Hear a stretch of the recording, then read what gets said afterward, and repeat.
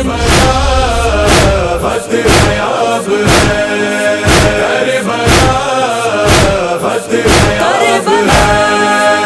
نے خدا کا دین بچایا اس کا نام حسین، اس کا نام حسین۔ الحمد للہ رب العالمین، والصلاة والسلام علی اشرف الانبیاء والمرسلین، سیدنا و مولانا ابی القاسم محمد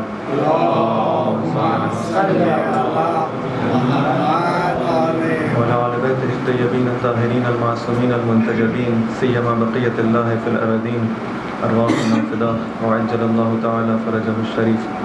اما بعد فقد قال اللہ سبحانہ وتعالی فی کتابہ الحکیم، اعوذ باللہ من الشیطان الرجیم، بسم اللہ الرحمن الرحیم، قل انما اعظکم بواحدہ ان تقوموا للہ مثنی وفرادا ثم تتفکروا ما بصاحبکم من جنہ ان هو الا نذیر لکم بین یدی عذاب شدید۔ درود محمد و آل محمد۔ اللهم صل على محمد رب اشرح لی صدری ویسر لی امری واحلل عقدۃ من لسانی یفقہوا قولی۔ اذان محترم، حسینیت واحد الہی نصیحت کے عنوان سے اس گفتگو کا آغاز کیا ہے۔ اس میں ہماری گفتگو سیرہ نبوی اور سیرہ علوی کے کچھ اہم نکات اور کچھ اہم خصوصیات کا ذکر کرتے ہوئے سیرہ علوی کے بارے میں کچھ گفتگو ہوئی تھی، اور اس سیرہ علوی کے اندر تقریباً وہ زمانہ جو کہ آپ نے ہجرت سے پہلے کا آپ کا زمانہ اور پھر ہجرت کے بعد کا وہ زمانہ، آپ کی خلافت سے پہلے تک کا جو زمانہ ہے، اس پہ کچھ روشنی ڈالی تھی، اور اس سے اندازہ لگانے کی کوشش کی کہ ہماری یہ امام کی زندگی کے اندر ایک وہ خاص نقطہ جو پایا جاتا ہے کہ پوری زندگی قیام للہ کا ایک پیکر ہے، اس کا مجسمہ ہے۔ پوری زندگی ایسا لگتا ہے کہ امام علیہ السلام کی خدا کے لیے قیام اور اس راستے میں قربانی دیتے ہوئے گزر گئی، اور اس راستے میں ان تمام قربانیوں کے باوجود اس قیام کے اندر کبھی انہوں نے خستگی کا، تھکاوٹ کا اظہار نہیں کیا، بلکہ انتہائی عشق اور محبت اور خلوص کے ساتھ تمام مراحل کے اندر جو بھی مراحل آئے، سختیاں آئیں، ان کو برداشت کیا۔ لیکن یہ قیام للہ جو ہے، جو اس آیت کے اندر جس کو بیان کیا جا رہا ہے، یہ آپ کی زندگی کا محور رہا، اور اسی طرح سے آپ سے پہلے رسول اللہ صلی اللہ علیہ وسلم کی زندگی اور اس کے بعد آنے والے معصومین کی زندگی جو بھی ہے، ان سب میں یہی چیز جو نقطہ اساسی ہے، جو بنیادی نقطہ ہے، وہی نظر آتا ہے کہ ان کی زندگی کا محور قیام للہ ہے، خدا کے لیے قیام۔ امام علیہ السلام کی زندگی کے حوالے سے، اسی سیرہ علوی کے حوالے سے، اور اس سیرہ علوی کو بیان کرنا بھی کیوں مقصود تھا، وہ لوگ جو آج تشریف لائے ہیں پہلے نہیں تھے، تو ہماری گفتگو اس حوالے سے تھی کہ چونکہ ہم امام حسین علیہ السلام کے اس قیام کو اور پھر اسی کے حوالے سے حسینیت کا جو دیکھنا چاہتے ہیں، اس کا ایک جائزہ لینا چاہتے ہیں، اس لیے امام حسین علیہ السلام نے جو قیام کیا، اس کے کچھ اہداف بتائے اور کہا کہ اس کا بنیادی ہدف اصلاح ہے، اس امت کی اصلاح ہے کہ جو بگاڑ اس کے اندر پیدا ہو چکا ہے، اور اس کے لیے میں امر بالمعروف کرنا چاہتا ہوں، نہی عن المنکر کرنا چاہتا ہوں، لوگوں کو دوبارہ ہدایت کے راستے پر گامزن کرنا چاہتا ہوں، اور اس سلسلے میں میری روش کیا ہوگی، وہی روش جو کہ میرے نانا، میرے جد کی روش تھی۔ اس لیے کہا کہ اسیر و بصیرت جدی و ابی، میں اپنے نانا اور اپنے والد کی سیرت پر چلوں گا۔ اس لیے پہلے جو ہے وہ سیرہ نبوی کا کچھ جائزہ لیا، اور اس کے بعد جو ہے سیرہ علوی۔ عزیزان محترم، امام علیہ السلام کی جب سیرت کا مطالعہ کرتے ہیں، تو جب ہم دیکھتے ہیں کہ یہ حالات جو رحلت پیغمبر کے بعد پیش آتے ہیں، تقریباً 15 سال یا تقریباً 13 سال کا عرصہ گزرنے کے بعد ایک مقام آتا ہے کہ خلیفہ دوم بھی اس دنیا سے چلے جاتے ہیں، اور اپنے بعد ایک 6 رکنی جسے کہتے ہیں کمیٹی بنا کے جاتے ہیں کہ یہ فیصلہ کرے گی کہ کون اگلا خلیفہ ہوگا۔ اس کمیٹی کے اندر جو 6 لوگ ہیں، اس میں خود امام علیہ السلام بھی شامل ہیں اس شورا کے اندر، لیکن اس طرح سے کچھ حالات ہیں اس کمیٹی کے کہ اس کو چھوڑ دیں، اس کو تفصیلات میں جاتے ہوئے بالآخر یہ 6 افراد کی جو شورا ہے اس کو فیصلہ کرنا ہے کہ آئندہ آنے والا خلیفہ کون ہوگا. جو بھی اکثریت جس کے ساتھ دے گی وہ خلیفہ مسلمین ہو جائے گا. یہاں پر ایک طرف اس شورا کے اندر عثمان ہے، جناب عثمان خلیفہ سوم جو بعد میں بنتے ہیں، امام علی علیہ السلام ہے جو کہ بعد میں چوتھے خلیفہ بنتے ہیں. ان کے علاوہ وہ جو 4 افراد ہیں، ایک طلحہ ہیں جو جن کا ماضی اب جانتے ہیں کہ ماضی ان کا شاندار ایک ماضی ہے، جنگیں انہوں نے لڑی ہے، سیف الاسلام ان کو کہا جاتا ہے. اسی طرح سے زبیر جو کہ امام علیہ السلام کے ماموزاد بھائی بھی ہیں اور بچپن کے ساتھی ہیں امام علیہ السلام کے، جنگوں میں ساتھ دیا، ہمیشہ جو ہے قربانیاں دیں. اسی طرح سے سعد ابن ابی وقاص اور عبد الرحمن ابن عوف، یہ 6 افراد ہیں اس شورا کے اندر. خوب، ایک طرف جو کینڈیڈیٹ ہے خلافت کے، اس میں بنیادی 2 کینڈیڈیٹ خلافت کے پائے جاتے ہیں، ایک تیسرے خلیفہ ہیں اور ایک امام علیہ السلام ہے. ان میں سے جناب طلحہ کا جو ووٹ ہے وہ واضح ہے کہ حضرت جناب عثمان کی طرف جانا ہے. جناب زبیر کا ووٹ واضح تھا کہ امام علی علیہ السلام کی طرف جانا تھا ان کی قرابت کی وجہ سے. رہ جاتے ہیں باقی 2 افراد، ایک سعد ابن ابی وقاص ہیں اور ایک عبد الرحمن ابن عوف. سعد ابن ابی وقاص جو ہیں وہ اپنا ووٹ ایک طرح سے کس کو ہینڈ اوور کر دیتے ہیں، کہتے ہیں جہاں پہ بھی عبد الرحمن ابن عوف کہے وہ میری رائے بھی وہی رائے ہے. اس کا مطلب ہے کہ عبد الرحمن ابن عوف کے بعد اس کتنے ووٹ ہو گئے؟ 2 ووٹ ہو گئے، 2 رائے ہیں. جس کو بھی یہ ووٹ دیں گے وہ خلیفہ بن جائے گا.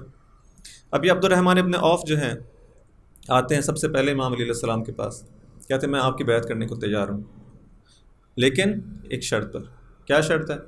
شرط یہ ہے کہ آپ کہیں کہ میں کتاب خدا اور سنت رسول اور شیخین کی سیرت پر عمل کروں گا، یعنی خلیفہ اول اور خلیفہ دوم کی سیرت پر عمل کروں گا.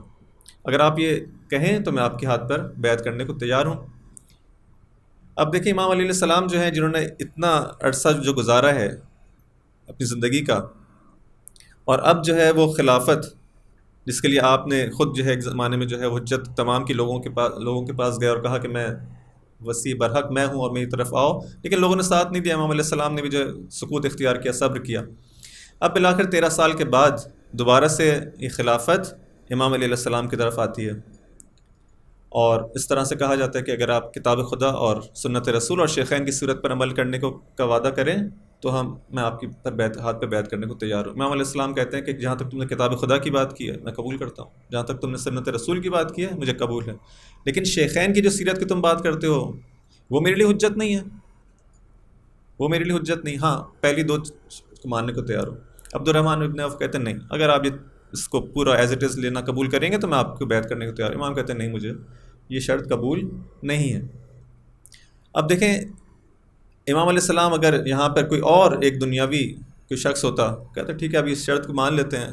ہم نے دیکھا کہ ہم کس طرح سے جو ہے وہ سیاسی رہنما جو ہوتے ہیں اپنی زندگی کے اندر کس طرح سے کاموں کا انجام دیتے ہیں، وعدے بہت سارے ہوتے ہیں، اور یہاں پہ تو جو ہے وہ بالآخر حق بھی کسی کا ایک دفعہ ہے کہ میں غاصبانہ طور پہ ایک چیز کو جو ہے وہ ہتھیانا چاہتا ہوں، ایک دفعہ ہے کہ حق بھی میرا ہی ہے، خلافت تو میرا ہی حق ہے، خدا نے تو میرے لیے ہی قرار دیا تھا. ابھی میں ان سے اگر کہہ دوں کہ ٹھیک ہے میں شیخین کی سیرت پہ بھی عمل کر لوں گا، جب خلافت میرے ہاتھ میں آ جائے گی پھر میں بعد میں جو ہے وہ جو بھی میرا اختیار ہوگا میں کروں گا.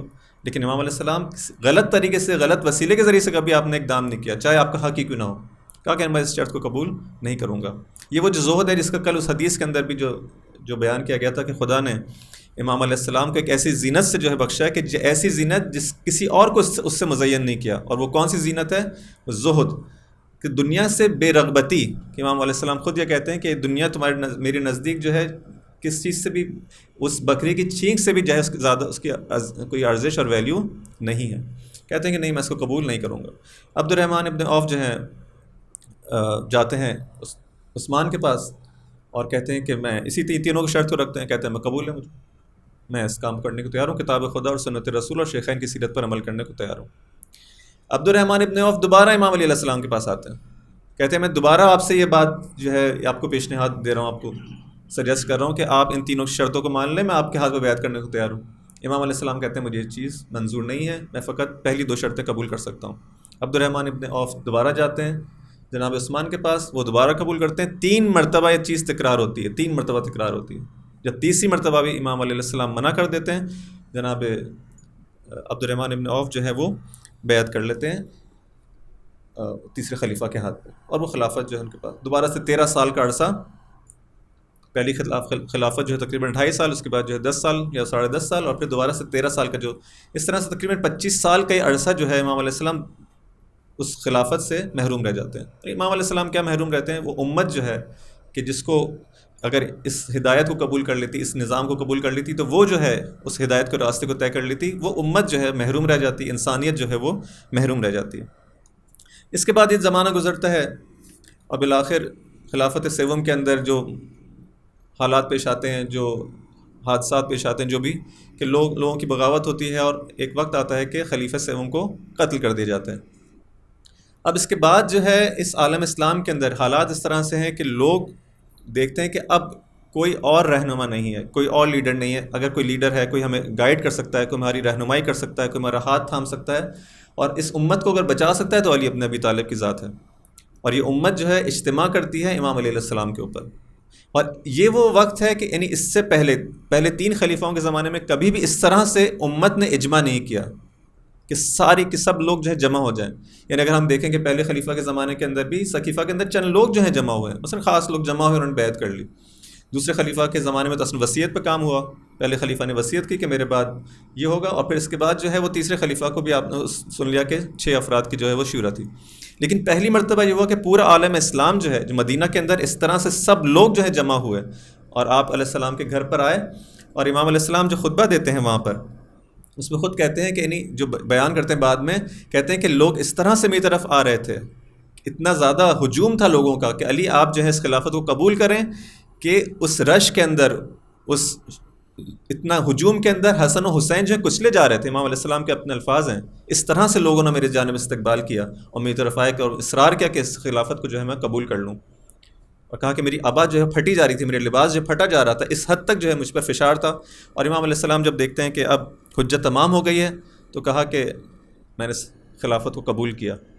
اور اس کے اندر جو الفاظ امام علیہ السلام ارشاد فرماتے ہیں کہ یہ بھی میں نے اس لیے کوئی قبول نہیں کیا کہ مجھے اس خلافت کا بہت شوق تھا، یہ نہیں، بلکہ جب میں نے دیکھا کہ یہ حجت تمام ہو چکی ہے، لولا حضور حاضر و قیام الحجت بوجود الناصر، اگر یہ نصرت کرنے والوں کا، اور جو کہہ رہے ہیں کہ ہم آپ کا ساتھ دیں گے اور آپ قیام کریں اور آگے بڑھیں اور خلافت کو قبول کریں، اگر یہ نصرت کرنے والے نہ ہوتے، ناصروں کا وجود نہ ہوتا، تو میں اس چیز کو کبھی قبول نہ کرتا۔ لیکن میں کیا کروں کہ خدا نے عہد لیا ہے علماء سے کہ تم بھوکوں کی پیاس پر اور ظالموں کی، جسے کہتے ہیں مظلوموں کی بھوک پر اور ظالموں کے سیری کے اوپر کبھی خاموش نہیں بیٹھو گے، اور ان کی مدد کرو گے، ان کی نصرت کرو گے۔ اگر یہ چیز نہ ہوتی تو میں قبول نہ کرتا، اور میں اسی طرح سے اس خلافت کی جو اس کی باغ دوڑ ہے اس کو دوبارہ سے چھوڑ دیتا۔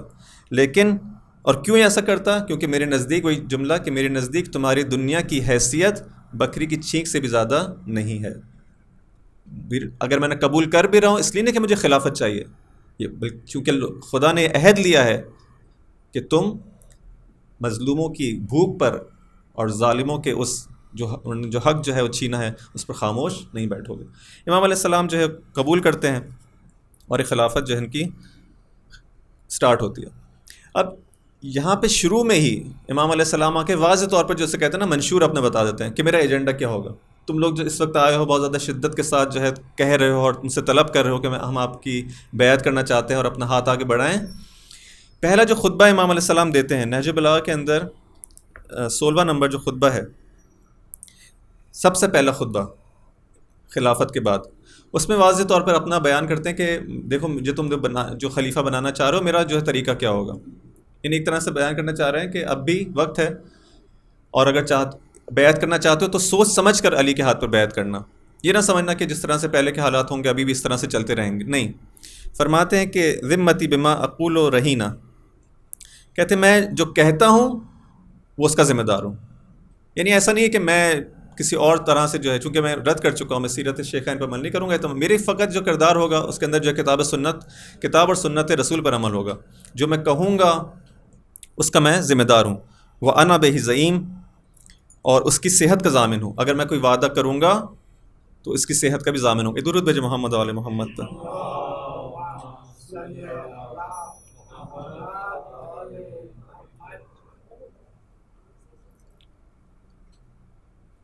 بس جو بھی میں وعدہ کروں گا تم سے، جو میں آج کہہ رہا ہوں اس کا میں ضامن ہوں، اور اس کے اندر ایسا نہیں کہ کوئی جھوٹے وعدے ہوں اور جو ہے وہ تم لوگوں کو ابھی نہیں، جو صاف شفاف جو برنامہ ہے، جو میرا پلان ہے، اس کو میں بیان کرنا چاہتا ہوں۔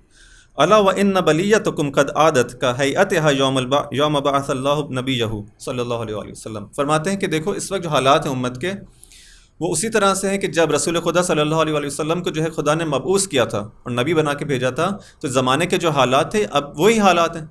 میں دیکھ رہا ہوں کہ حالات اسی طرح سے ہو چکے ہیں۔ اس حالت کے اندر تم مجھے خلافت کی جو ہے پیشنہاد دے رہے ہو اور میرے ہاتھ پر بیعت کرنا چاہتے ہو۔ وہ حالات کیا تھے اور یہ اب حالات کس طرح سے اس طرح ہو گئے؟ یہ فتوحات جو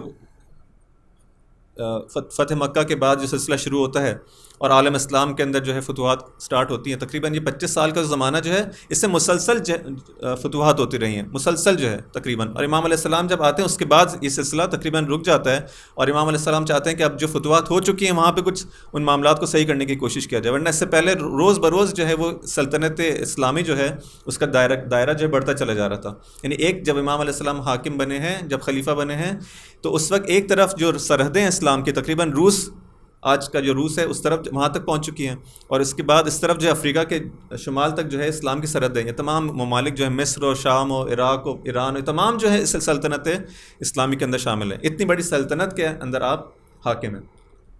تو فرماتے ہیں کہ لیکن اس وقت جو جب فتوحات ہوئی، اس کا نتیجہ کیا ہوا؟ اس کا نتیجہ یہ ہوا کہ جب وہ جو پہلے ہجرت سے مکہ سے پہلے جو مسلمان تھا، وہ ایک مجاہد مسلمان ہے، مبارز ہے، جنگ کرتا ہے خدا کے لیے، جو ہے وہ جنگوں پہ جاتا ہے، مصائب کو برداشت کرتا ہے، مشکلات کو برداشت کرتا ہے۔ اور پھر بعد میں جب ہجرت مکہ کے بعد اور پھر ان فتوحات کے نتیجے میں جو آہستہ آہستہ جو فتوحات ہونے لگیں اور زمینیں جو ہیں اسلام کا حصہ بننے لگیں، تو بالآخر مال غنیمت آنے لگا۔ جب مال غنیمت آنے لگا تو مسلمانوں کی حالات تبدیل ہونے لگے۔ جب تبدیل ہونے لگے تو فرض کریں کل تک جو مجاہد جس کو جو تمام مشکلات کے ساتھ جو ہے جہاد پر جایا کرتا تھا، اب اس کو جو ہے کیا بالآخر ان نئے ممالک کو، نئے زمینوں پہ کسی کو تو حاکم بنانا ہے، تو بالآخر انہی کو حاکم بنایا جاتا تھا۔ اب وہ مجاہد جو کل تک جہاد پر اور جہاد فی سبیل اللہ کے اندر اپنی زندگی گزار رہا ہے اور سختیوں کے، اب اس کو جو ہے اگر فرض کریں آفر کی گئی آپ اس جگہ کے حاکم ہوں گے، آپ اس جگہ کے حاکم ہوں گے، آپ اس جگہ کے والی ہوں گے، اس بیت المال سے جو ہے اتنے آپ کو جو ہے وہ حصہ ہوگا آپ کی۔ یہ جب سب کچھ ہونے لگا تو اب مسلمانوں کی حالات جو ہیں عمومی طور پر بہتر ہونے لگے۔ البتہ ایسا نہیں تھا کہ سب کی حالات نہیں، ایک آہستہ آہستہ ایک طبقاتی نظام بھی آنا شروع ہوا۔ اور اس معاشرے کے اندر کیوں طبقاتی نظام آنا شروع ہوا؟ کیونکہ رسول خدا کے زمانے میں بیت المال کو مساوی تقسیم کیا جاتا تھا، جو بھی بیت المال میں سب کو ایک جیسا، یہ نہیں دیکھا جاتا تھا کہ کس کی خدمات ہیں کس کی نہیں مسلمان ہیں اس کو تمام کو جو ایک جیسا تقسیم کیا جاتا تھا۔ بعد میں جب فتوحات ہونے لگیں تو اور جو ہے وہ تقریباً 5 سال کے بعد کا جو عرصہ 15 ہجری کے بعد سے کہا گیا ایک نیا جو پالیسی آئے گی، انہوں نے کہا کہ اب جو ہے وہ ہم جو تقسیم کریں گے بیت المال کو، اس کے اندر مختلف جو ہے کرائٹیریا کے مطابق ہوگا۔ مثلا اگر جو ہے وہ سابقین ہیں جو اسلام میں لانے والے ان کو زیادہ دیا جائے گا، جنہوں نے شروع کی جنگوں میں حصہ لیا ان کو زیادہ دیا جائے گا، جو بعد میں مسلمان ہوئے ان کو کم دیا جائے گا، ازواج رسول کو زیادہ دیا جائے گا، ازواج رسول کے اندر بھی مختلف کیٹیگریز بنائے کہ ان کو زیادہ دیا جائے گا ان کو کم دیا جائے گا۔ یہ تمام چیزیں ہوتی رہیں اور یہ اس طرح سے ایک طبقے کو زیادہ ملنے لگا، ایک کو کم ملنے لگا۔ آہستہ آہستہ یہ طبقاتی نظام جو ہے وہ معاشرے کے اندر وجود پانے لگا۔ ایک طرف سے یہ ہونے لگا، دوسری طرف سے جو ہے وہ اس طرح سے بعض لوگ جو حکومتوں میں پہنچنے لگے، اس ایک جگہ کا جو ہے حاکم بنا دیا۔ اس زمانے میں ایسا نہیں تھا کہ حاکم جو ہے وہ اس جس ایریا کے اندر اس کو حاکم بنا کے بھیجا گیا ہے، ہول سول جو ہے اس کا مالک ہے، تمام جو اس کا ٹیکس ہے، تمام جو وہاں پہ جو چیزیں آ رہی ہیں وہ تمام اس کے ہاتھ میں ہے، جس طرح سے اس کو تقسیم کرتا ہے کیا کرتا ہے۔ تو آہستہ آہستہ یہ لوگ جو ہیں اب ان کو دنیا کا جس کہتے ہیں دنیا کا مزہ چکھنے لگے کہ ہاں یہ سب کچھ ہے۔ جب اس طرح سے حالات ہوئے تو آہستہ آہستہ پھر اس معاشرے کے اندر اب وہ ویلیوز چینج ہونا شروع ہوئی، اور پھر امام علیہ السلام کہتے ہیں حالات اس طرح سے اب چینج ہو چکے ہیں کہ میں دیکھ رہا ہوں کہ وہی زمانہ کہ جو جاہلیت کا زمانہ تھا وہ پلٹ آیا ہے۔ جو ویلیوز اس زمانے میں ہوا کرتی تھی، جو آپ سے چند روز پہلے جس کو بیان کیا سیرت نبوی کے اندر، وہ ویلیوز اب جو ہے وہ معاشرے کے اندر دوبارہ آنا شروع ہو گئی ہیں۔ اب اس معاشرے کے اندر ڈسکرمنیشن شروع ہو گیا ہے، جو ہے پہلے کی طرح نہیں کہ مثلا ایک سیاہ اور سفید کو ایک مقام پہ رکھا جاتا ہو، نہیں، اب یہاں پہ کیٹیگریز بن چکی ہیں، اب یہاں پہ ایک امیر و غریب کی تقسیم ہو چکی ہے، مختلف تقسیمات اس معاشرے کے اندر ہو چکی ہیں، اس کی ویلیوز چینج ہو چکی ہیں۔ اب یہ نہیں ہے کہ تقویٰ کی بنیاد پہ کسی کو فضیلت دی جائے، نہیں۔ تو جب یہ ہو گیا تو امام علیہ السلام فرماتے ہیں کہ الا وان بلیتکم قد عادت، یہ جو حالات ہیں دوبارہ پلٹ چکے ہیں، کا ہیئتھا یوم بعث اللہ، جس طرح سے اس زمانے میں جب خدا نے نبی کو بھیجا تھا جو حالات تھے وہ پلٹ آئے۔ اور پھر والذی بعثہ بالحق کے، اور پھر خدا کی قسم کھا کے کہتے ہیں کیا کہتے ہیں؟ لَتُبَلْبَلُنَّ بَلْبَلَةً، دیکھو تمہیں آزمایا جائے گا. یہ تم نہیں سمجھو کہ اب تم نے جو میرے ہاتھ پہ بیعت کر لی ہے تو حالات بالکل صحیح ہو جائیں گے، نہیں، آزمایا جائے گا. وَلَتُغَرْبَلُنَّ غَرْبَلَةً، تمہیں چھانا جائے گا، چھانا جائے گا. یہ علی ہے، یہ اس طرح سے نہیں ہے کہ مثلا پچھلے جو ہے وہ حکومت، نہیں، یہاں پہ جو تمہیں چھانا جائے گا، اور چھانا بھی گیا. 3 مختلف مقامات پہ چھانا گیا، جمل کے اندر، صفین کے اندر، نہروان کے اندر. کچھ لوگ جو ہیں وہ جمل کے اندر جب دیکھنے لگے کہ ایک طرف جو ہے وہ امام علی علیہ السلام ہے، ایک طرف جو ہے زوج رسول اور مختلف اصحاب ہیں، وہاں پہ وہ جو امتحان کے اندر ناکام ہو گئے. جب صفین کے اندر موقع آیا اور یہاں پہ لوگوں نے ساتھ دینا شروع کیا، لیکن جب دیکھا کہ اس طرح سے جو ہے قرآن کو نیزوں میں بلند کیا گیا، کچھ لوگ وہاں پہ جو ہے وہ بیوقوف بن گئے اور وہاں پہ امام علیہ السلام کا ساتھ نہیں دیا، وہاں پہ کچھ لوگ چھٹ گئے. پھر جب نہروان کا مقام آیا وہاں پہ دیکھا تو کچھ اور لوگ جو ہیں اس طرح سے جو ہے وہ بصیرت نہ ہونے کی وجہ سے جو ہے امام علیہ السلام سے جدا ہو جاتے ہیں. تو مختلف مقامات پر یہ امت جو ہے وہ امتحانات دیتی رہی اور لوگ کم ہوتے چلے گئے. اور انشاءاللہ اس کے ذکر ہوگا کہ کس طرح آخر میں یہ جو خلافت کی جس کے اندر شروع کے اندر اتنے لوگ آپ کے پاس اس طرح سے آ رہے ہیں کہ امام علیہ السلام فرماتے ہیں کہ ایک رش ہے اس طرح سے، اور لوگ اس طرح سے ہجوم کر رہے ہیں کہ حسن و حسین کچلے جا رہے ہیں.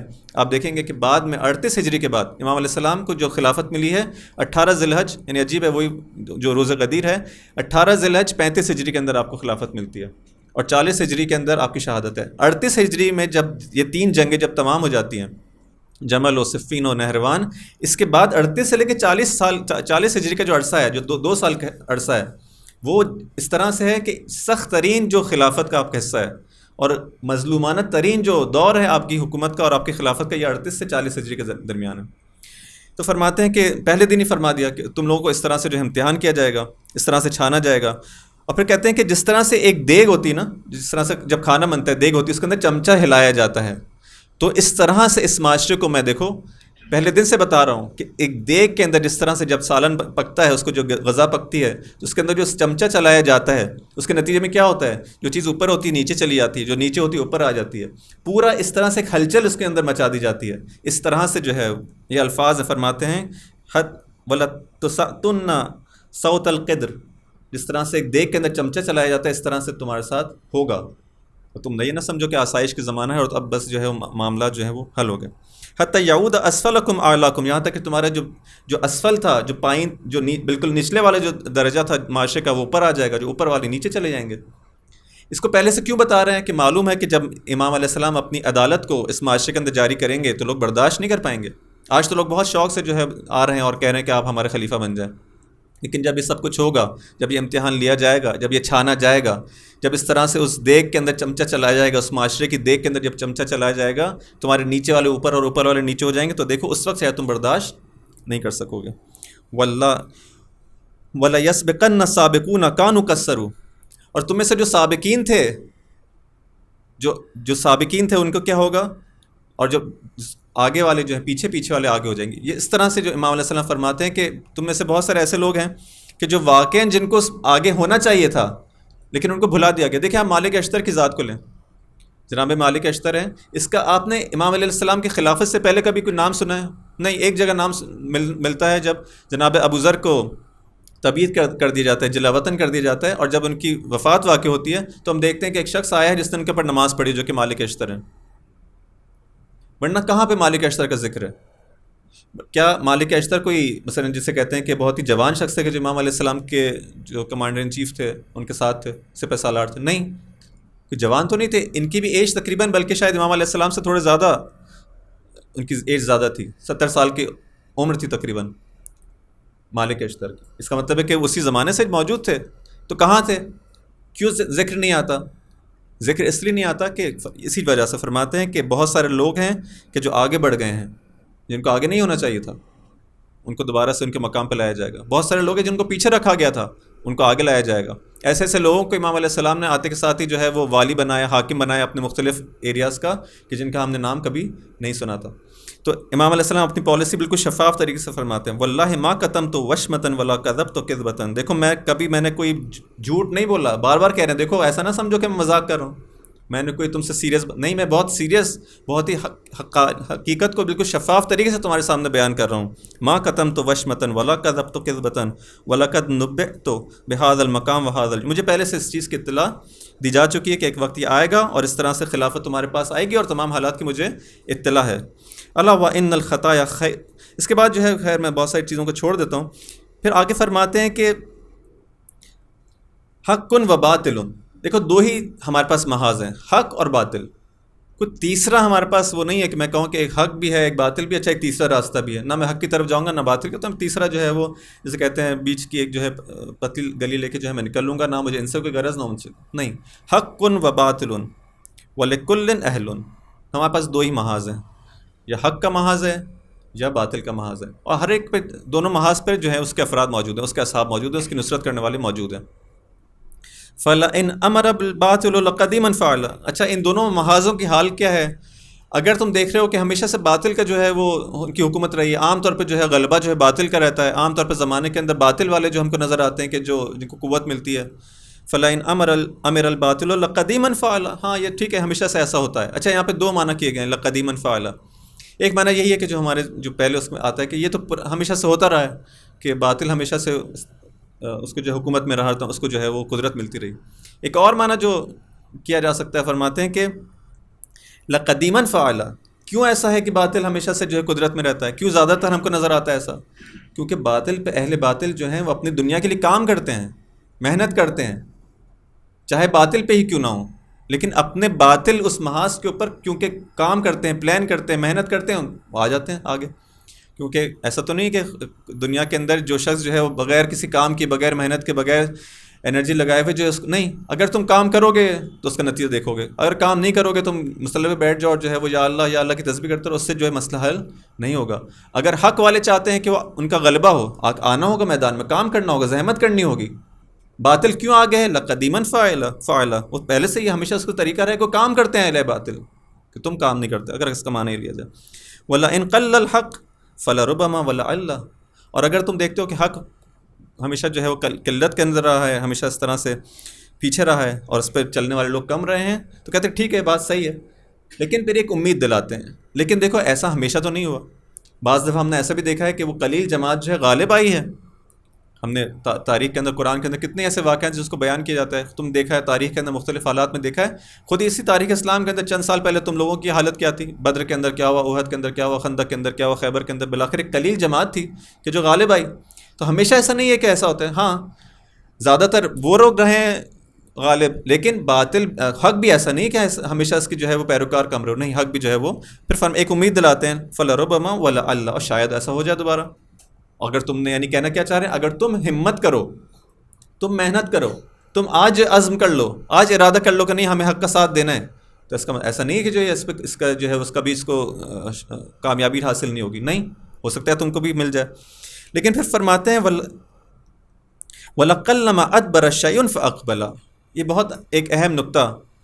کہتے ہیں کہ لیکن یہ یاد رکھنا، ایسا بہت کم ہوتا ہے کہ ایک چیز تمہاری طرف آئے، ایک جسے کہتے ہیں کہ خوش نصیبی جو ہے تمہاری طرف رخ کرے، اور تم جو ہے وہ اس وقت اس چانس کو، اس جسے کہتے ہیں کہ اس کا اپرچونیٹی کو اویل نہ کرو، اور پھر دوبارہ تمہارے پاس آ جائے. ایسا کم ہوتا ہے. یہ نہ سوچو کہ اس وقت جو ہے حالات چینج ہوئے ہیں اور خلافت بالآخر اس طرف، اس اہل حق کی طرف جو ہے واپس آ گئی ہے، اور تم اگر ساتھ نہیں دو گے تو ہمیشہ ایسے ہی رہے گا. نہیں، دیکھو یہ آ تو گیا ہے اس وقت دوبارہ سے. یہ خلافت جو کہ 25 سال پہلے یہاں آنی چاہیے تھی، اب آ تو گئی ہے، لیکن ایسا ہمیشہ نہیں ہوتا. ایسا بہت کم ہوتا ہے کہ ایک چیز ہاتھ سے چلی جائے دوبارہ تمہارے پاس آ جائے. بس اس کا خیال رکھنا، اس کی اہمیت کو جانو، اس نعمت کو جانو. ہم اس زمانے کے اندر اگر ہم مثال لینا چاہیں اس انقلاب اسلامی کی، کہ جو ہم جو قدر نہیں کرتے، یعنی دشمن کو ہم سے زیادہ اس کی جو ہے اہمیت کا اندازہ ہے. اسی لیے جو ہے وہ کوشش میں لگا رہتا ہے، ہمیشہ جو ہے وہ ایفرٹس اس کے ہوتے ہیں کہ کسی طرح سے اس انقلاب کو ختم کرنے کی کوشش کی جائے.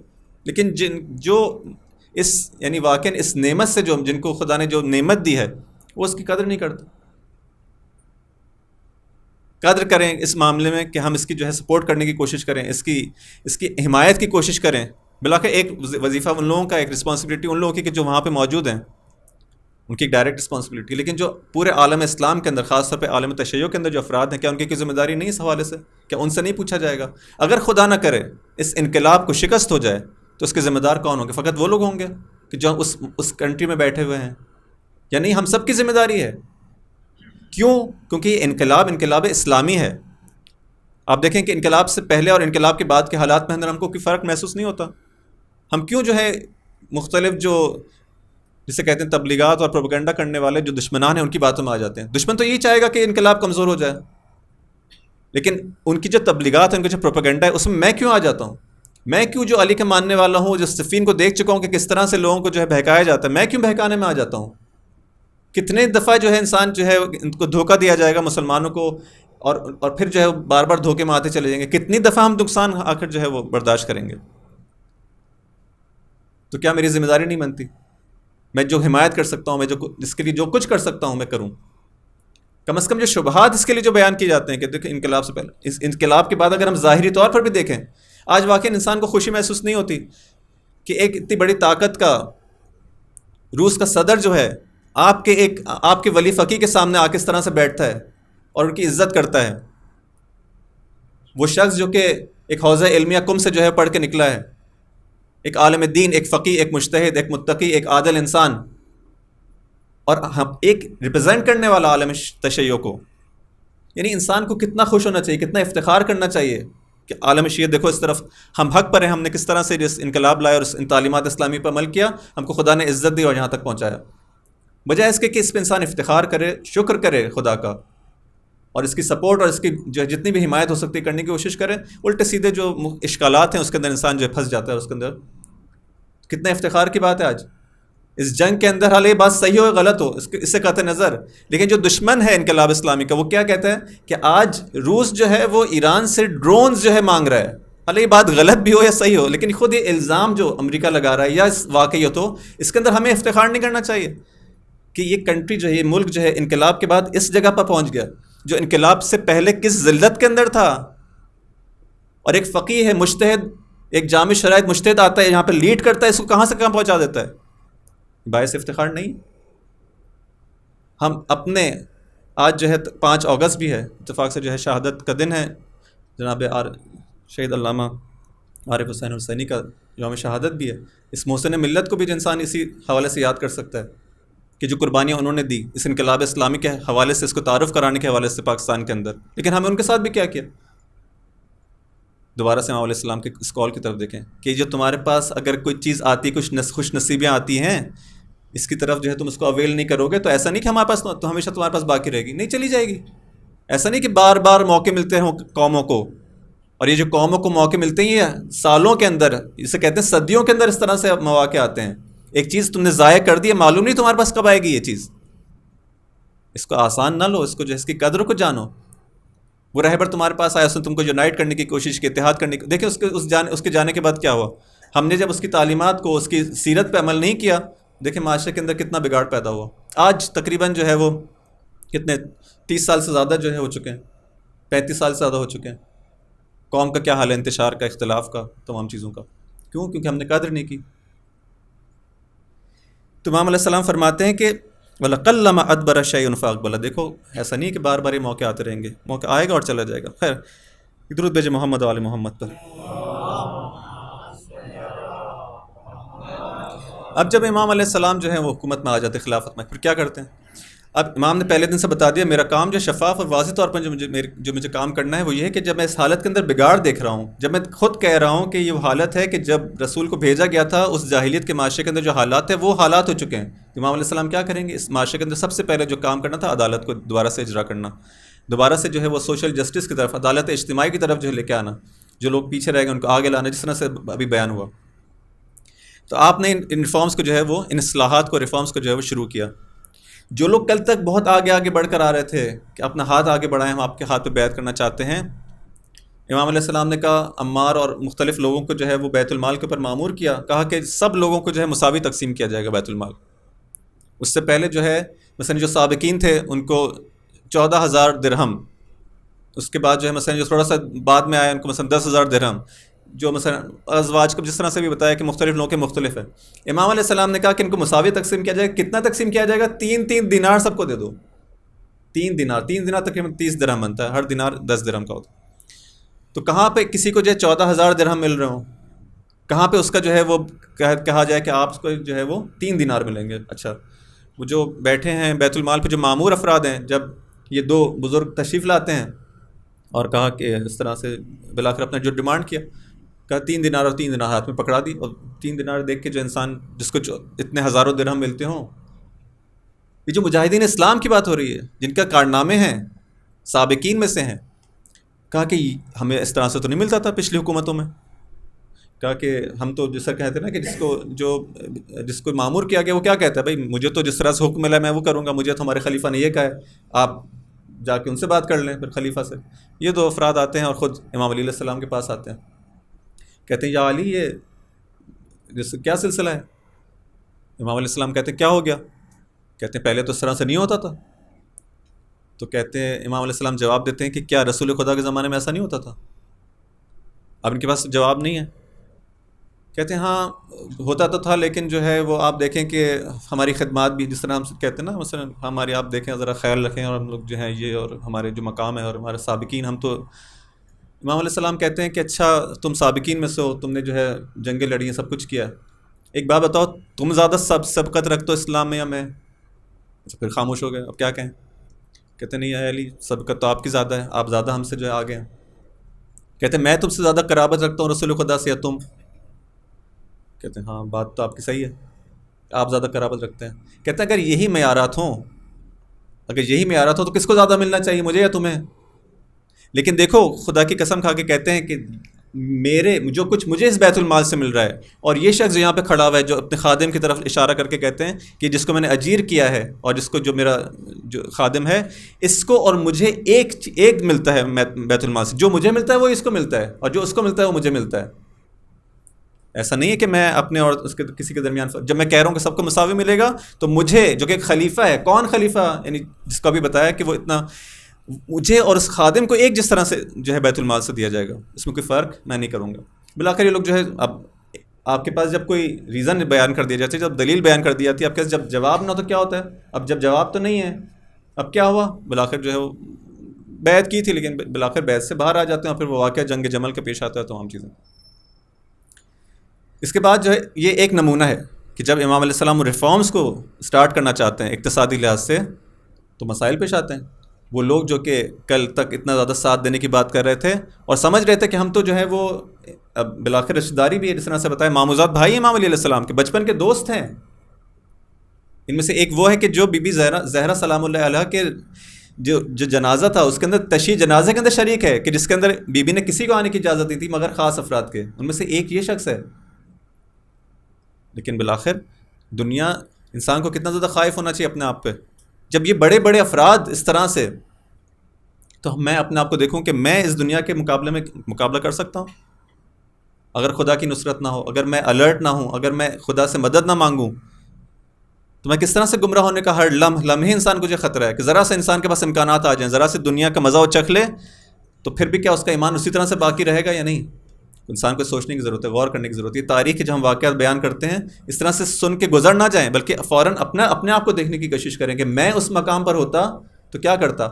اگر فرض کریں مجھے جو ہے وہ جس طرح سے کوئی حکومت آتی ہے، پلاٹس تقسیم کرتی ہے اپنے جیالوں کو، اپنے نزدیکوں کو تقسیم ہوتے ہیں نا، اگر میں بھی کسی جو ہے حکومت کا جیالہ ہوتا اور مجھے بھی پلاٹس ملے ہوتے اور پھر وہ حکومت چینج ہو جاتی اور آئندہ آنے والی حکومت ان پلاٹس کو لے لیتی، تو میں کیا کرتا؟ اگر دیکھتا کہ ہاں یہ حق پر ہے تب بھی اس کا ساتھ دیتا، یہ کہتا بابا یہ تو ظلم ہے، حالانکہ ظلم نہیں تھا، پھر کتنا ساتھ دیتا میں؟ پھر باقی رہتا یا نہیں رہتا؟ تو ان چیزوں کو انسان جو ہے وہ جب دیکھتا ہے کہ تاریخ میں یہ ہوا، ٹھیک ہے بہت کچھ ظلم ہوا، لیکن میں اس امام علیہ السلام کے اس قول کے اندر اپنے آپ کو فٹ کرنے کی کوشش کریں، حق کن و باطل، دیکھو 2 ہی محاذ ہیں، یا حق کا یا باطل کا، تم دیکھو تم کس طرف ہو۔ ایسا نہیں کہ کوئی بیچ کی رائے جس میں کہوں کہ نہ میں اس طرف ہوں، نہ نہیں، انسان کو اپنا جو موقف ہے اس کو واضح کرنا ہو۔ بس یہ اس طرح سے امام علیہ السلام جب ریفارمز لانا شروع کرتے ہیں تو بالآخر وہ مشکلات جو ہیں آنا شروع ہوتی ہیں اور لوگ جو ہیں آہستہ آہستہ ساتھ دینا شروع کرتے ہیں، ساتھ جو ہے وہ چھوڑنا شروع کرتے ہیں۔ اب میں بہت ساری چیزوں کو سکپ کرتے ہوئے جو ہے وہ ایک دفعہ جو ہے امام علیہ السلام ایک درود بھیجے محمد و آل محمد پر۔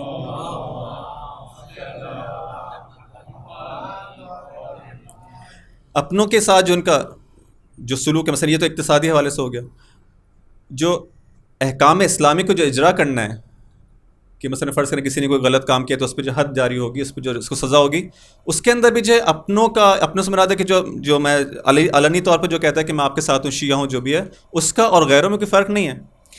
ایک شاعر ہے امام علیہ السلام کا، جس سے کیا نجاشی نام ہے اس کا، یہ شخص جو ہے، اب آپ کو معلوم ہے کہ اس زمانے کے اندر جنگوں کے اندر شاعر بہت بڑا کردار ادا کیا کرتے تھے، لوگوں کے جنگوں کے اندر جو ہے وہ افراد کو جو لے کر آنا، ان کے جذبات کو ابھارنا اور جن کو شجاعت کے اوپر جو ہے وہ مائل کرنا کہ جنگ لڑو، یہ کرو، تمام چیزیں۔ نجاشی آپ کا جو ہے وہ اس نے جنگ صفین میں آپ کے ساتھ تھا، بہت کارنامے سے انجام دیا، لوگوں کو اس وظیفے کو انجام دیا۔ بالآخر جنگوں کے بعد ایک وقت زمانہ وہ آتا ہے کہ اب ماہ رمضان کا زمانہ، پہلی رمضان ہے، پہلی ماہ رمضان کو یہ شخص جو نجاشی ہے، کہ جو بظاہر امام علیہ السلام کے کیمپ میں اس طرف ہے، یہ شراب پی لیتا ہے اپنے ساتھ، ایک دوست کے ساتھ مل کے گھر میں شراب، اچھا شراب پینے کے بعد مست ہو جاتا ہے۔ مست ہونے کے بعد بالآخر اس گھر سے کچھ آوازیں آنے لگتی ہیں، پڑوسی کو معلوم ہوتا ہے کہ یہاں تو عجیب و غریب آوازیں آ رہی ہیں، شکایت کر دیتے ہیں کہ یہاں پہ جو ہے کوئی اس طرح سے جو ہے عمل انجام ہوا ہے۔ امام کو پتہ چلتا ہے کہ اس طرح سے نجاشی نے جو ہے ماہ رمضان کے اندر جو ہے کام انجام دیا، کہا کہ حد جاری ہوگی، 100 تعزیانے لگیں گے۔ امام کے آپ کے اپنے شیعہ ہیں، آپ کے اپنے ماننے والے ہیں، حالات خراب ہیں، لوگ چھوڑ کے جا رہے ہیں، یہ وہ وقت نہیں ہے کہ لوگ آپ کی طرف اب آنا شروع ہو رہے ہوں، نہیں، یہ وہ ختم ہو چکا ہے۔ اب جو ہے مشکل حالات کے بعد اب وہ پیریڈ امام علیہ السلام کی زندگی کا خلافت کا آ چکا ہے کہ جب لوگ جانا شروع کر چکے ہیں معاویہ کی طرف اور امیر شام کی طرف، ہر وہ شخص جو کہ ناراض ہوتا ہے اٹھ کے ادھر چلا جاتا ہے۔ اب یہ حالات ہیں، آپ کے نزدیکی افراد جا رہے ہیں، آپ اس طرح سے برتاؤ کریں گے۔ یمنی تھے، اور جو اہل یمن کے جو قبیلے کے افراد امام علیہ السلام کے پاس آ گئے، جب امام علیہ السلام کہتے ہیں کہ ابا و کبا اتار کے جو ان کو شلاق جو ہیں وہ تازینے مارے جائیں گے، اور ملے عام کے اندر جو ہے سب کے سامنے 100 تازینے مارے جاتے ہیں، یہ افراد جو غصے کے اندر آتے ہیں امام سے، کیا تو ہمارے اپنا آدمی ہے، اس پہ آپ جو ہے اسی طرح سے حد جاری کرتے ہیں جیسا کہ غیروں کے اوپر۔ امام علیہ السلام کہتے ہیں کہ کیا کوئی غلط کام ہے؟ یعنی اگر غلط ہے تو بتاؤ، کیا یہ حد جاری کرنا صحیح نہیں تھا؟ کیا حکم خدا نہیں تھا؟ اب وہی بات ہے کہ جب جواب تو آپ کے پاس کوئی نہیں ہے، آخری کام کیا ہوتا ہے؟ آپ چھوڑ کے چلے گئے۔ نجاشی اور ان کے اپنے اس کے ساتھ جو ہے وہ کہاں چلے جاتے ہیں؟ شام کی طرف چلے جاتے ہیں، یہ کیمپ چھوڑ دیتے ہیں۔ لیکن امام علیہ السلام کیا کریں؟ اس لیے کہ میرے ساتھی میرے ساتھ باقی رہیں، حق کو چھوڑ دیں، باطل پہ جو ہے کام کرنا شروع کر دیں، اپنوں کا ساتھ دینا شروع کریں، اور اس کے اندر جو ہے نظام عدالت کو چھوڑ دیں۔ نہیں، امام علیہ السلام کہتے ہیں میں یہ کام نہیں کر سکتا، میں نے ان کو پہلے دن بتا دیا تھا کہ جب میں آؤں گا تو میں کتاب خدا و سنت رسول پہ عمل کروں گا، اس کے بعد کوئی ڈسکرمنیشن اس کے اندر نہیں ہوگا، ایک جیسے جو ہے وہ حدود جو ہوں گی۔ یہ اس شخصیت کا یہ عالم ہے۔ لیکن دوسری طرف سے جو مہربانی آپ دیکھیں، جب سختی کرنے کے اندر آتے ہیں، جن کو اپنے والی بنایا ہے، حاکم بنایا ہے، جو زمین اس مختلف ایریاز کے اندر ان کے ساتھ بہت سختی کے ساتھ جو ہے وہ برتاؤ کرتے ہیں۔ عبداللہ ابن عباس کا نام نے سنا ہے، کتنے جو ہے وہ امام علیہ السلام کے ساتھیوں میں سے ہیں، شروع سے جو ہے وہ آپ کی جو ہے جن سے کہتے ہیں کہ شاگرد ہیں امام علیہ السلام کے، کتنی ہی روایات ہم کو تفسیر کے اندر عبداللہ ابن عباس سے ملتی ہیں، ہمیشہ ساتھ ہیں، جنگوں کے اندر ساتھ ہیں، سب کچھ ہے۔ بصرہ کے جو ہے ان کو والی بنایا گیا، گورنر بنایا گیا۔ ایک دفعہ کچھ شکایت ہوئی امام علیہ السلام کے پاس، حساب کتاب کے اندر کوئی گڑبڑ ہوئی یا کچھ جو ہے وہ مال کے اندر جو ہے وہ صحیح نہیں ہوا، تو امام علیہ السلام نے خط لکھا، کہا کہ مجھے حساب کتاب چاہیے کہ کیا ہوا، اس مال یہ پیسہ کہاں گیا، شکایت آئی ہیں کہ جو مال جو ہے وہ ادھر ادھر کر دیا گیا۔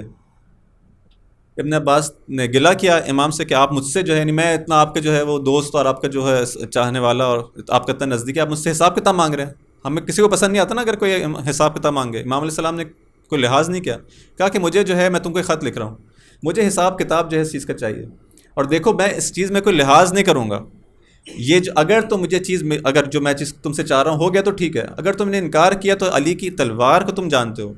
یہ کس سے کہہ رہے ہیں؟ ابن عباس سے کہہ رہے ہیں، عبداللہ ابن عباس سے، کہتے ہیں یہ وہ تلوار میرے ہاتھ میں ہے کہ جو اگر کسی پہ چل جائے تو وہ جہنمی ہے۔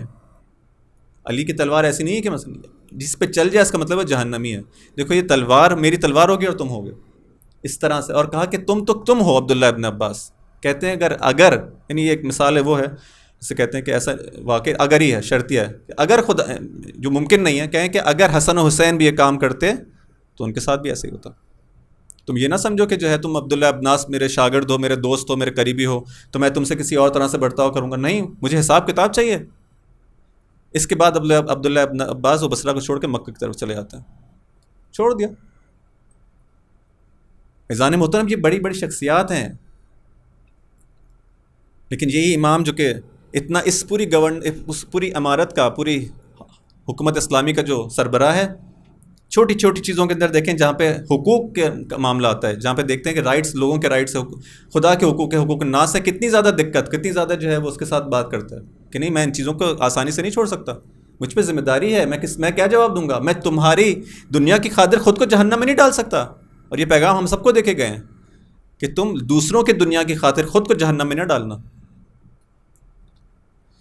فرماتے ہیں کہ جو لیٹرز لکھے جاتے ہیں، جو خط و کتابت ہوتی ہے، بالآخر جب گورنمنٹ ہوتی ہے آپ کے جو ہے وہ ایک ادارہ جو دوسرے ادارے کو لیٹر لکھتا ہے، ہیڈ آف دا اسٹیٹ، جو بھی خط و کتابت ہوتی ہے اس کے بارے میں بھی کتنے زیادہ حساس ہے۔ کہتے ہیں جو تم کسی نے کبھی خط لکھا ہوگا امام علیہ السلام کو، خلیفہ کو، اور کہا کہ مثلا جو ہے اس کے اندر بڑے ان کے جیسے ہوتے ہیں نا، ہم پہلے کیا کرتے ہیں عام طور پہ چاپلوسی کی جاتی ہے، ذرا القاب دیے جاتے ہیں، بہت بڑے بڑے القاب دیے امام علیہ السلام کو، یہ اور وہ اور سب کر کے، اور پھر جو ہے اپنی بات کا آغاز کیا، اور پھر جو ہے اس بات کو بھی جو ہے بجائے اس کے کہ مختصر بہت بڑا چڑھا کے اس طرح سے امام علیہ السلام کو خط دیکھتے ہیں، اس کے بعد جو ہے حکم دیتے ہیں، کہتے ہیں کہ تم لوگ جو خط لکھتے ہو مجھے، دیکھو اس کے اندر القاب نہیں لکھا کرو، القاب لکھنے کی کیا ضرورت، اپنے کام کی بات کرو، مختصر لکھو، جو مطلب ہے بیان کرو، اپنی جو قلم کی جو نوک ہے اس کو باریک رکھو، باریک رکھو گے تو کیا ہوگا، کم جو تمہارے جو وہ پتلا جب لکھا جائے گا تو کم کاغذ استعمال ہوگا، نوک جو ہے قلم کی اس کو تراشو، اس کو جو ہے وہ صحیح سے جو ہے وہ شارپ کرو جو بھی ہے، تاکہ جو ہے، اور دیکھو جو لکھو تو سطور کے درمیان فاصلہ کم ہو، اتنے بڑے بڑے فاصلے دے کے نہ لکھو، یہ کاغذ بیت المال کا ہے، کیوں اس کو ضائع کرتے ہو؟ جو دقت کرنے والا ہے، جو اس کی دیکھیں کہ نظر جو ہے کہ یہ بھی کیوں ضائع ہو، پھر خود بیان کرتے ہیں کہ میں کیوں کہہ رہا ہوں، کیونکہ میں اس ضرر کو، یہ جو بیت المال پہ جو نقصان ہوتا ہے اس کو میں برداشت نہیں کر سکتا۔ خط لکھنا ہے تو اس طرح سے خط لکھو، اس حد تک جو ہے جزیات کے اندر۔ لیکن یہی حاکم اسلامی جو ہے، جس کی بتایا کہ شام و عراق و مصر و ایران تمام جو اس کی سلطنت کے اندر شامل ہیں، ایک دن کوفہ کی گلی سے گزر رہا ہے، جب گزرتے ہیں دیکھتے ہیں کہ ایک خاتون ہے کہ جو مشکیزہ لے کے بہت مشکل سے جو ہے وہ زحمت کے ساتھ اس مشق کو جو ہے اپنے پیٹھ پہ لے کے جا رہی ہے، اور کچھ جو ہے وہ کچھ بول رہی ہے، کچھ ایسا لگتا ہے کچھ شکوہ کر رہی ہے۔ امام علیہ السلام اب تنہا ہے، اس گلی کے اندر کوئی اور نہیں ہے، نزدیک جاتے ہیں، دیکھتے ہیں کیا کہہ رہی ہے، دیکھتے ہیں کہ وہ خاتون جو ہے وہ شکوہ کر رہی ہے علی ابن ابی طالب سے، وہ نہیں جانتی، کہتی ہے کہ یعنی ایک طرح سے شکایت ہے کہ میں کس حالت کے اندر ہوں، اس کی مشکلات کے اندر زندگی گزار رہی ہوں۔ اچھا، امام علیہ السلام جو ہے وہ بغیر بتائے ہوئے اس خاتون سے کہتے ہیں کیا میں تمہاری کچھ مدد کر سکتا ہوں، یہ مشکیزہ جو ہے میں اٹھا لیتا ہوں۔ اور وہ بیچاری جو ہے وہ ضعیف خاتون ہے، اس نے کہا خوش ہو گئی، اس سے کہا ٹھیک ہے، مشکیزہ آپ نے اٹھا لیا، اس کے گھر تک آیا، جب گھر تک آئے بچے دوڑا آئے، والدہ آ گئی ہیں، اور جو بلا کر استقبال کیا، اور بلا کر بھوکے ہوں گے جو بھی ہے، دیکھا کہ والدہ جو ہے کچھ لے کر آئی ہیں، تو بچوں نے کہا، خوش ہو گئے دیکھ کے۔ امام علیہ السلام کہتے ہیں کہ ان بچوں کے ساتھ جو ہے وہ یعنی گھر میں آنے کی اجازت مانگی، اور جو ہے کہا کہ میں ان بچوں کے ساتھ جو ہے تھوڑا سا، کہتے ہیں کہ جب دیکھا کہ یتیم بچے ہیں جو بھی، تو امام علیہ السلام ان کے ساتھ جو ہے وہ یہ بچے جن کے چہرے کے اوپر جسے کہتے ہیں کہ غم کے اور مثلا مشکلات، ایک مشکل زندگی کے آثار تھے، اور اس طرح سے جو ہے وہ امام علیہ السلام ان سے کھیل کود کے اندر جو ہے ان کو بہلانے کے اندر مشغول ہو جاتے ہیں، اور وہ خاتون سے کہتے ہیں تم جا کے جو ہے وہ غذا تیار کرو، وہ جاتی ہے اور جو ہے وہ آٹا جو لے کر آئی ہوتی ہے اس سے جو ہے روٹیاں بنانا شروع کرتی ہے۔ اچھا، امام علیہ السلام جب تک بچوں کو کھیل رہے ہیں، بچے اس طرح سے جو ہے اپنی اس زندگی کو جس طرح سے فرض کریں کہ بھول گئے ہوں کہ ان کی زندگی کے اندر کیا مشکلات ہیں، امام علیہ السلام کے ساتھ اس طرح سے جو کھیل کے اندر مشغول ہو جاتے ہیں، اور ہنستے ان کے چہرے پر جو ہے خوشی کے آثار آ جاتے ہیں ان یتیموں کے چہرے پہ۔ اچھا، اتنی دیر میں جو ہے وہ جو خاتون تھی وہ اس آٹے کو تیار کر چکی ہے کہ اب جو ہے اس پہ تنور میں جو ہے اس کو ڈالنے کی دیر ہے۔ امام علیہ السلام کہتے ہیں میں یہ تنور جو ہے تمہارے لیے روشن کرتا ہوں، اس آگ کو میں روشن کرتا ہوں، اور وہ جو خاتون وہ اس سے جو ہے لکڑیاں لیتے ہیں، آگ کے اس کے تنور کے اندر ڈالتے ہیں اور اس کے اندر آگ جلاتے ہیں، اور جب وہ آگ جو ہے شعلہ ور ہوتی ہے تو امام علیہ السلام اپنے آپ سے خطاب کرتے کہتے ہیں کہ یا علی ذق، اس آگ کا مزہ چکھ، اس آگ کا مزہ چکھ، کہ یہ آگ جو ہے جہنم کی آگ سے کہیں زیادہ آسان ہے، اس کی گرماہٹ جو ہے بہت کم ہے۔ یعنی میں کیوں جو ہے مجھے غافل تھا اس خاتون سے، جب معلوم ہوتا ہے کہ کیوں شکوہ کر رہی تھی تو پتہ چلتا ہے کہ یہ در حقیقت اس کا شوہر جو ہے وہ جنگ میں امام علی علیہ السلام کے رکاب میں شہید ہو گیا، ان کے ساتھ شہید ہو گیا ہے، اور اب اس خاتون کے جو ہے بچے ہیں، یتیم ہیں، اور جو ہے اس طرح سے اس کی زندگی سخت ہو گئی ہے، تو یہ اس لیے شکوہ کر رہی تھی۔ برابر میں جو ہے وہ برابر والے گھر کے اندر ایک خاتون ہے کہ جو دیکھ رہی ہے سارا ماجرا، وہ آتی ہے اور جو ہے ایک درود بھیجو محمد علیہ محمد، وہ جب سارا ماجرا دیکھتی کہتی کہ اے خاتون تجھے معلوم ہے کون ہے؟ کہتی نہیں معلوم، یہ انسان ہے جس نے میری مدد کی، بہت اچھا انسان ہے جو بھی۔ تو کہتی ہے علی ابن ابی طالب ہے، امیر المومنین ہے، کہتی یہ امیر المومنین ہے، معافی مانگتی ہے آپ سے، کہتی کہ مجھے معلوم نہیں تھا کہ آپ علی ابن ابی طالب ہیں. امام علیہ السلام کہتے ہیں نہ، تو مجھے معاف کر دے، میری طرف سے کوتاہی ہوئے، مجھے علم نہیں تھا کہ اس طرح سے جو ہے، میرے علم نہیں لایا گیا، مجھے رپورٹ نہیں دی گئی، مجھے گزارش نہیں دی گئی کہ اس طرح سے خاتون بھی یہاں پر ہے. لیکن کہتے ہیں کہ میں تو اس سے معافی مانگتا ہوں. یہ حاکم اسلامی ہے، یہ امام برحق جب حکومت پر آتا ہے تو اس طرح سے حکومت ہوتی ہے، اس طرح سے عدل ہے، اس طرح سے اس کے اندر وہ جو قاطعیت ہے کہ بالکل جو احکام اسلامی کو اجرا کرنا ہے، اس کے اندر کسی قسم کا کسی کا صرف خدا کو دیکھنا کہ خدا کی رضا کس چیز کے اندر ہے. لیکن جب یہ کام ہوتا ہے تو اس کا نتیجہ کیا ہوتا ہے؟ تھوڑی سی اور آپ کی زحمت لوں گا تاکہ یہ موضوع جو ہے آج مکمل ہو جائے. جب یہ تمام کام ہوتے ہیں کس کے فائدے میں ہیں؟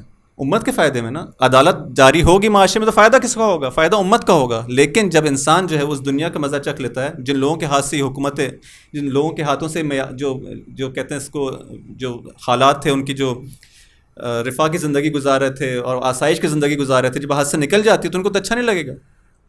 بالآخر لوگ آہستہ آہستہ ساتھ چھوڑنا شروع کرتے ہیں.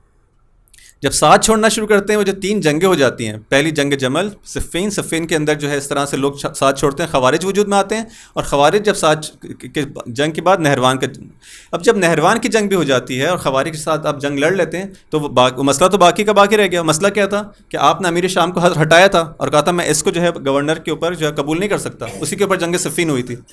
تو امام علیہ السلام جب جنگ نہروان سے بھی فارغ ہو جاتے ہیں، اب کہتے ہیں ہم کو دوبارہ سے جو ہے کیا کرنا ہے، دوبارہ سے صفین کی طرف جانا ہے، دوبارہ سے وہ امیر شام سے جنگ ہوگی. دوبارہ سے جب اس کی بات ہوتی ہے تو اب لوگ کہتے ہیں کہ ابھی تو جو ہے وہ ہم جنگ سے فارغ ہوئے ہیں. دیکھیں لوگ بھی دیکھیں 3 جنگ لڑ چکے ہیں، اس 2 سال کے عرصے میں 3 جنگیں ہیں جو لوگ لڑ چکے ہیں. اب لوگ کہتے ہیں کہ اے امام ابھی تو ہم جنگ سے فارغ ہوئے ہیں، ابھی تو ہمارے اسلحہ بھی جو ہے وہ دیکھیں کس حالت کے اندر ہے، ابھی تو ہمارے پاس جو ہے وہ جسے کہتے ہیں کہ ہماری فورس بھی کم ہو چکی ہے، قوت بھی کم ہو چکی ہے. امام علیہ السلام کہتے ہیں بہت زیادہ کہتے ہیں کہ جب میں تم کو بلاتا ہوں، امام علیہ السلام کے جو ایک خطبہ ہے باقاعدہ اس حوالے سے، کہتے ہیں کہ جب تم کو حکم دیتا ہوں جنگ کے لیے آمادہ ہو جاؤ تو تم آمادہ نہیں ہوتے. اب امام علیہ السلام اپنے لوگوں سے خطاب کر کے کہہ رہے ہیں، اپنے ہی افراد، لیکن جو افراد تھکے ہارے افراد جسے کہتے ہیں، تھک چکے ہیں، اب اتنی قوت نہیں ہے. وہ ایک مجاہد، وہ جو ان کا خلیفہ جو امام ہے کہ جس کی پوری زندگی اس نے اس راہ میں گزار دی، لیکن کبھی تھکاوٹ کا نہیں کہا کہ اب تھک چکا ہوں، اب خدا سے کہو مجھے تھوڑا ریسٹ چاہیے، مجھے تھوڑی چھٹی چاہیے. ایک اس امام کو دیکھا جائے جو اپنی امت کی ہدایت کے لیے پوری زندگی اس طرح سے بغیر کسی احساس خستگی کے، احساس تھکاوٹ کے اپنی پوری زندگی گزار دیتا ہے. اور یہ لوگ ہیں کہ جنہوں نے آج جو ہے ذرا سے مشکلات کو دیکھا ہے، کہا کہ نہیں اب جو ہم تھک چکے ہیں. امام فرماتے ہیں، شکوہ کرتے ہیں کہ میں تم کو جنگ کے لیے بلاتا ہوں، تم کہتے ہو کہ ہم ابھی آمادہ نہیں ہیں، تیار نہیں ہیں. میں تمہیں نصیحت کرتا ہوں تو تم قبول نہیں کرتے.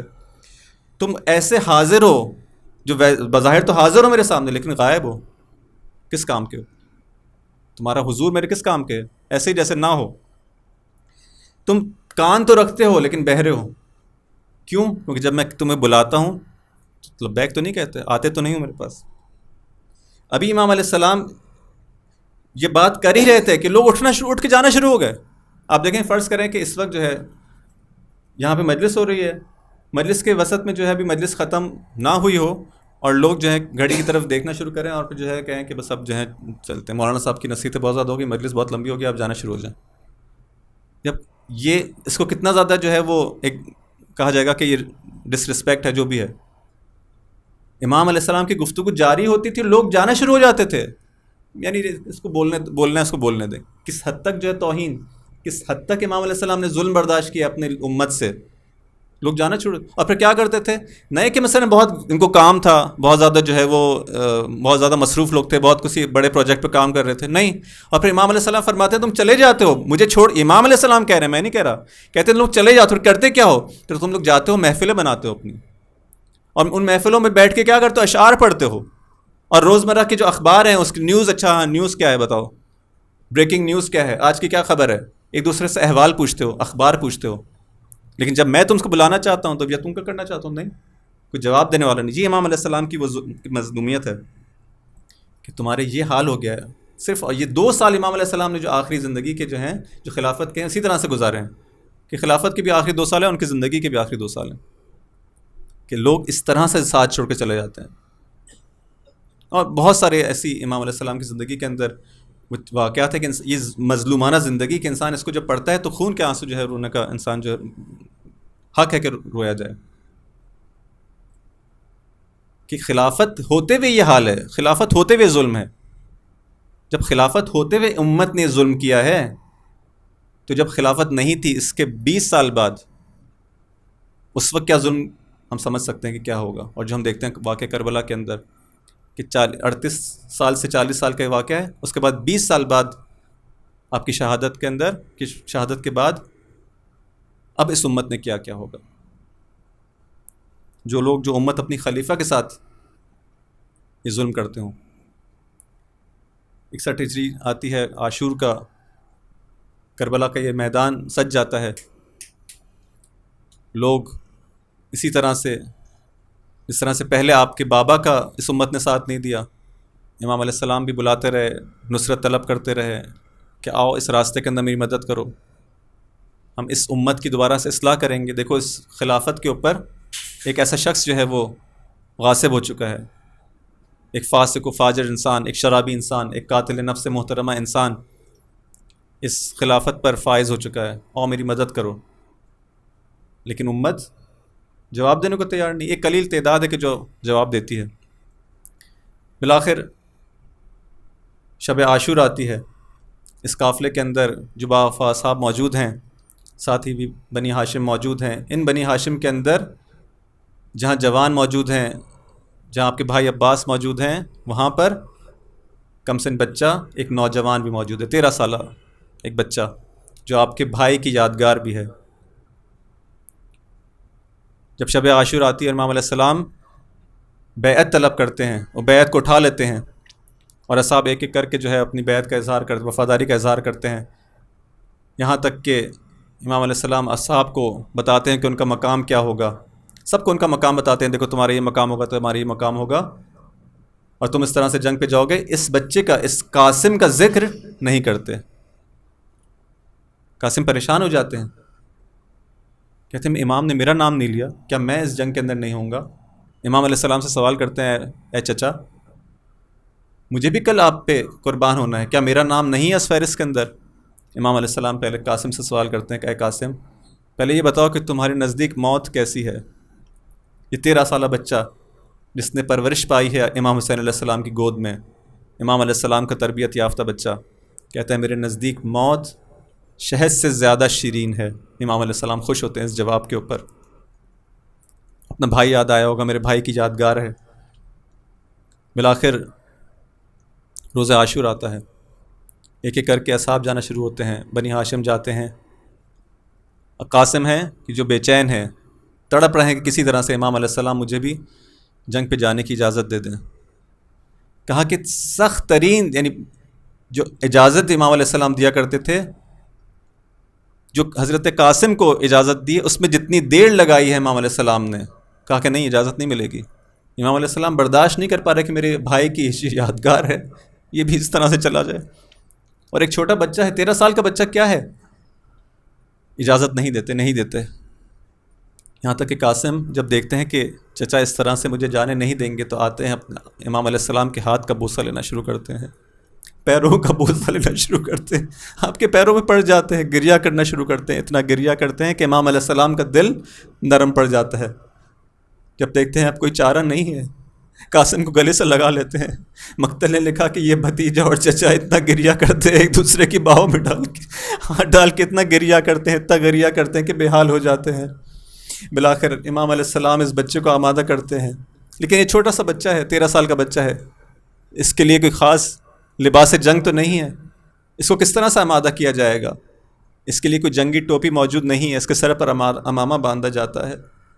اس کے لیے کوئی زرہ نہیں ہے، وہی پیراہن پہنایا جاتا ہے. اس کے لیے کوئی جنگی جوتے موجود نہیں ہیں، وہی معمولی نالین پہنائی جاتی ہے، اور پھر اس کو گھوڑے پہ سوار کیا جاتا ہے. اور جب گھوڑے پر سوار کیا جاتا ہے تو اتنا چھوٹا بچہ ہے کہ اس گھوڑے کی زین پر سنبھل بھی نہیں پا رہا. اور جب یہ باہر آتا ہے اور مقتل کے اندر آتا ہے تو تاریخ لکھتی ہے کہ ایسا تھا کہ جیسے ایک چاند کا ٹکڑا ہے کہ جو آگے چلا آتا. اتنا پیارا بچہ ایک چاند کا ٹکڑا ہے، لیکن امام حسین علیہ السلام پہ اپنی جان قربان کرنا چاہتا ہے. آتا ہے جنگ کے لیے جنگ کرتا ہے، کچھ لوگوں کو واصل جہنم کرتا ہے، لیکن ایک شخص ہے کہ جو اس کے طاق میں ہے اور کہتا ہے کہ میں اس پر وار کروں گا. جب حضرت قاسم علیہ السلام اس شکی کے نزدیک ہوتے ہیں، ایک وار کرتا ہے جو آپ کے سر پر لگتا ہے۔ حضرت قاسم سنبھل نہیں پاتے اور تاریخ نے لکھا کہ منہ کے بل اس گھوڑے سے زمین پر آتے ہیں۔ میں حضرت قاسم سے کہوں گا کہ آپ آج منہ کے بل اس زمین پر آئے ہیں، لیکن آپ سے پہلے بھی ایک ذات ہے جو منہ کے بل زمین پر گری ہے۔ جب حضرت امام حسن اور امام حسین کو معلوم ہوا کہ آپ کی مادر گرامی اس دنیا سے جا چکی ہیں، اسما کہتی ہیں جاؤ حسن و حسین جاؤ، علی ابن ابی طالب کو خبر دو جو مسجد نبوی کے اندر ہے کہ فاطمہ اس دنیا سے گزر گئی۔ حسنین آتے ہیں، امام علی علیہ السلام کو خبر دیتے ہیں، اے بابا ہماری مادر گرامی اس دنیا سے گزر گئی۔ جب امام علی علیہ السلام اس خبر کو سنتے ہیں، تاریخ لکھتی ہے کہ امام علی علیہ السلام حرکت کرنا چاہتے ہیں لیکن ایک بار منہ کے بل زمین پر گر جاتے ہیں۔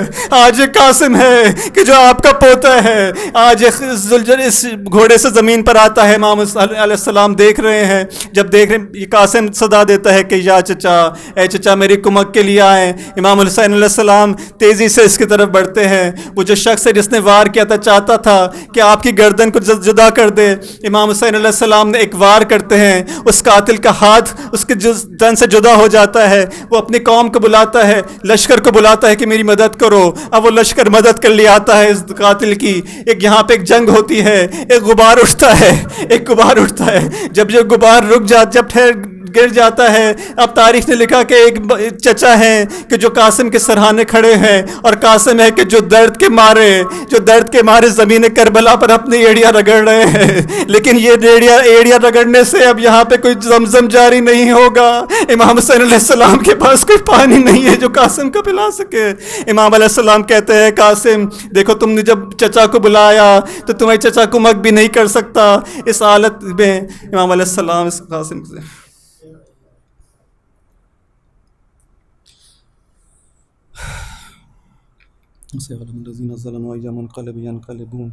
اے خدا ہماری اس خالص عبادت کو قبول فرما۔ اے خدا امام حسین علیہ السلام کے اصحاب انصار نے، بنی ہاشم نے جس طرح سے امام علیہ السلام پہ اپنی جانیں قربان کی، ہم سب کو اپنی جان و مال کو امام علیہ السلام پہ قربان کرنے کی توفیق عطا فرما۔ اس زمانے میں اپنے تمام وظائف کو، ذمہ داری کو بہترین طرح سے سمجھنے اور بہترین طرح سے ادا کرنے کی توفیق عطا فرما۔ اے خدا اس خون پاک کے انتقام کے لیے اپنے آخری حجت کے ظہور میں تعجیل فرما اور ہمیں ان کے اصحاب انصار میں شامل فرما۔ ماتم